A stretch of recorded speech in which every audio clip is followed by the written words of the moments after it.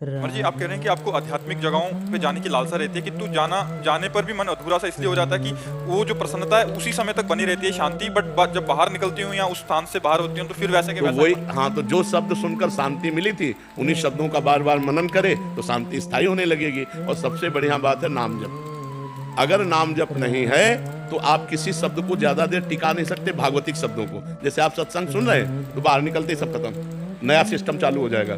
जो पुराने चिंतन है ना वो फौरन चलना शुरू हो जाएंगे। अगर नाम जप कर रहे हो और आप बार बार स्मृति ला रहे हो कि आज बाबा ने क्या बोला, आज क्या बोला, आज सार बात क्या रही, आज क्या सार बात, उसको बार बार पकड़, तो आपका चिंतन टिकेगा। जितनी देर टिकेगा उतनी देर अंदर की सफाई होगी, और अंदर की सफाई होगी तो शांति मिलेगी। किसी धाम आदि में जाने पे दर्शन किए, परिक्रमा किया, तब तो सुख मिला, बट बाद में जाके वही कह रहा हूं। तो अगर धाम आप आए, बिहारी जी के दर्शन किए, दर्शन के बाद चल दिए, अब बिहारी जी की छवि का बार बार चिंतन करो तो देखो कितना आपको आनंद मिलेगा। अब बिहारी जी की छवि तो भूल गए, फिर इधर उधर की छवियों का चिंतन करने लगे, संसार का। तो ये हमें चाहिए कि जिसमें हमें आनंद मिला है उसको हम बटोरें, उसको हम अपने अंदर समाहित करें, उसको हम काफी देर चिंतन में रखें, उसको अपना जीवन बना ले तो आनंद ही आनंद बना। संत महात्मा हर समय आनंदित क्यों रहते हैं? क्योंकि आनंद सिंधु भगवान के चिंतन में रहते हैं। आप लोग दुखी क्यों हो जाते हैं? क्योंकि दुख में संसार के चिंतन को आप करते हैं। देखो संसार का चिंतन इतना बोझा है कि यदि आपको 6 घंटे नींद ना लिया जाए तो आप परेशान हो जाए।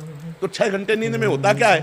संसार का चिंतन छूट जाता है। आप रिलैक्स 6 घंटे बाद एकदम नहीं आनंदित होकर उठते। 6 घंटे अगर जागृत अवस्था में आप भगवान का चिंतन करते हुए संसार का चिंतन छोड़ दे तो बहुत बड़े महात्मा हो गए। संसार का चिंतन ही दुख देता है, अगर भगवान का चिंतन हो तो सुखमय हो जाए। गुरुदेव भगवान, अपेक्षा स्वार्थ से जन्म लेती है तथा स्वार्थ से पाप कर्म बनते हैं। ऐसे में ग्रस्त जीवन में अपने साथी के प्रति अपने कर्तव्य और उनकी वो अपनी अपेक्षाओं में अंतर कैसे करें? अपेक्षा भगवान से क्यों ना रखो? अगर अपेक्षा व्यक्ति से रखते हो तो ये क्रम लागू होगा, लेकिन अपेक्षा भगवान से रखते हो तो स्वार्थ नहीं होगा, धर्म होगा। अर्थ, अर्थार्थी, जिज्ञासु, ज्ञानी, 4 भक्त भगवान ने कहे। हमें संकट निवृत्ति चाहिए तो भाव से पुकारते हुए भगवान से चाहिए। हमें ज्ञान चाहिए तो जगत गुरु भगवान से चाहिए। हमें जो चाहिए हम अपेक्षा करें भगवान से, ना कि मनुष्य से। मनुष्य से करेंगे तो ये क्रम लागू हो जाएगा। स्वार्थ है, पाप है, वासना है, अनुकूलता है, प्रतिकूलता है, लाभ है, हानि है। लेकिन जब हम भगवान से करेंगे तो धर्म होगा, और जब धर्म होगा तो आनंद होगा, शांति होगी। धर्मो रक्षते रक्षिता, धर्म तुम्हारी रक्षा कर लेगा। तो हम संसार से क्यों रखें? और कौन हमारी इच्छा पूर्ति कर सकता है यार?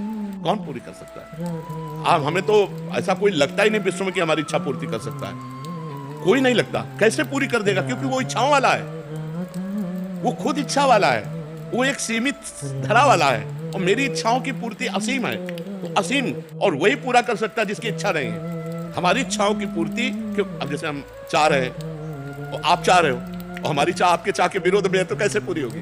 अब आपकी कोई चाह नहीं है और मेरी चाह है तो आप पूरी कर दोगे, क्योंकि आपकी कोई चाह नहीं। अच्छा, मेरी चाह है तो आप पूरी करना चाहते हो, लेकिन आपके पास सामर्थ्य नहीं।